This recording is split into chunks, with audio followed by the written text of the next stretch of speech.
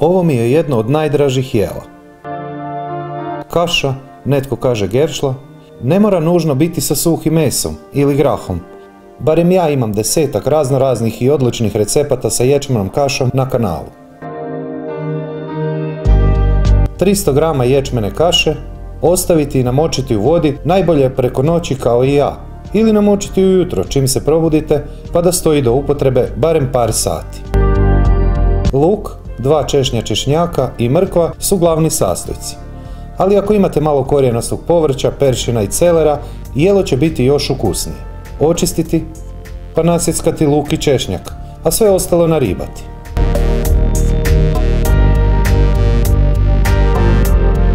List lovara i jedna svježa paprika. Odlična opcija po želji da bude malo pikantno je ljuta feferona ili ljuta papričica. Rajčicu ili paradajz oguliti, a kožicu možete, ako imate volje i vremena, iskoristiti za dekoraciju. Sigurno ste primijetili da ja to često u videima napravim.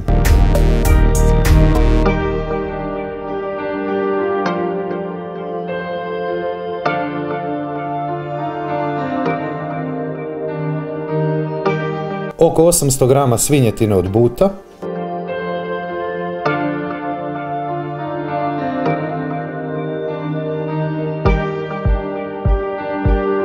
...15 grama soli, utrljati s obje strane. Ostaviti da tako stoji na sobnoj temperaturi do upotrebe. 4,5 decilitra vode, 25 grama maslaca i malo soli, par grama.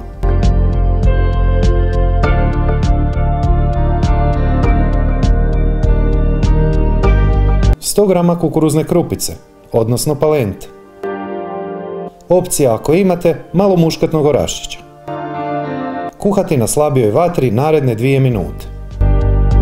Oko 20 do 30 grama parmezana.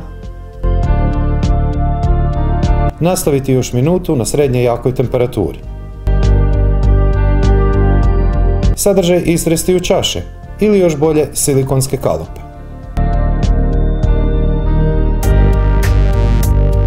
Ostaviti da se hladi do upotrebe i posluživanja gotovog jela.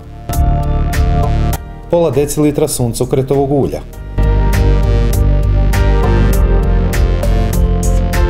Meso ispržiti na naglo, par minuta sa obje strane.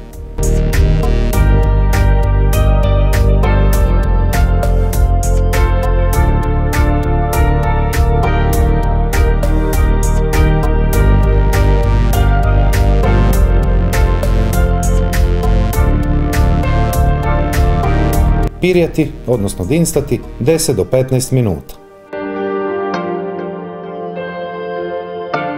Pola litre tople vode. Kuhati poklopljeno oko 10-15 minuta, odnosno dok se tekućina ne reducira gotovo u potpunosti. 5 grama slatke mljevene paprike.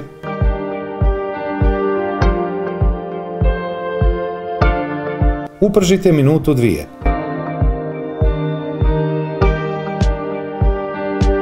Ječmenu kašu sada oprati i procijediti.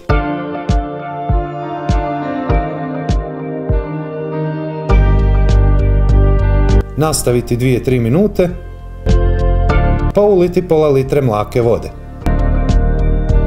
Reducirati narednih oko 10 minuta, pa opet zaliti sa pola litre mlake vode.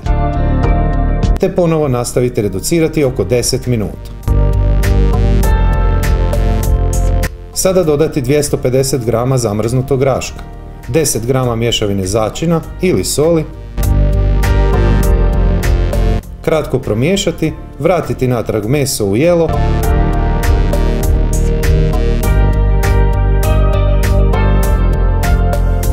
pa zaliti sa 1 litrom vode.